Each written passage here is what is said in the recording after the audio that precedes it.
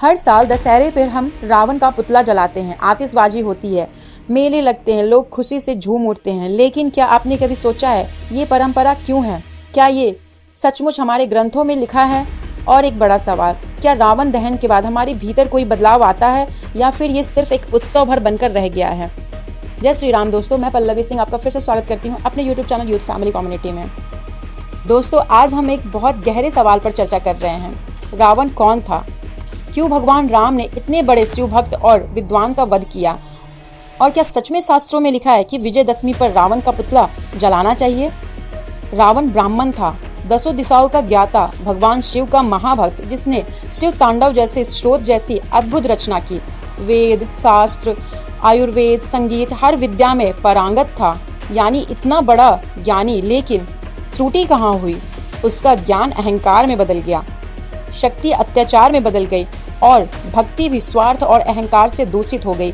इसलिए श्री राम को उसका वध करना पड़ा। युद्ध के अंत में श्री राम ने लक्ष्मण से कहा, जाओ रावण से ज्ञान प्राप्त करो। यानी राम ने रावण के विद्वान रूप का सम्मान किया। संदेश, बुराई से लड़ो लेकिन अच्छाई को पहचानना मत भूलो। वाल्मीकि रामायण या रामचरितमानस में कहीं नहीं लिखा कि रावण का पुतला जलाना चाहिए, क्योंकि वो बहुत ही बड़ा विद्वान था, एक महान ब्राह्मण था। ये परंपरा बाद में लोक संस्कृति से जुड़ी, क्योंकि रावण अहंकार, क्रोध, लोभ और अधर्म का प्रतीक था। उसका दहन मतलब कि इन बुराइयों का अंत था। यानी असली रावण दहन बाहर नहीं, हमारे भीतर होना चाहिए। मैं आप सबसे एक सवाल पूछना चाहती हूँ। हर साल आप रावण दहन देखते हैं, पटाखों की आवाज, आतिशबाजी, भीड़ का शोर, सबका मन खुश हो जाता है। लेकिन सच बताइए, क्या आप उस पुतले के जलने से आपके भीतर कोई बुराई जलती है? क्या आपके गुस्से, लालच, ईर्ष्या या अहंकार में कोई कमी आई? अगर जवाब नहीं है तो फिर हर साल वही पुतला जलाकर खुश क्यों होते हो? क्या सिर्फ बाहर का रावण जलाना काफी है, या अब वक्त है कि हम अपने भीतर के रावण को भी जलाएं? विजयदशमी का असली अर्थ है बुराई पर अच्छाई की जीत। लेकिन यह जीत तभी सच्ची होगी जब हम गुस्से को शांत कर सके, लालच को त्याग सके, अहंकार को मिटा सके और सच्चाई के साथ जी सके। जब तक हमारे भीतर का रावण जीवित है, तब तक बाहर के रावण को जलाने का कोई लाभ नहीं है।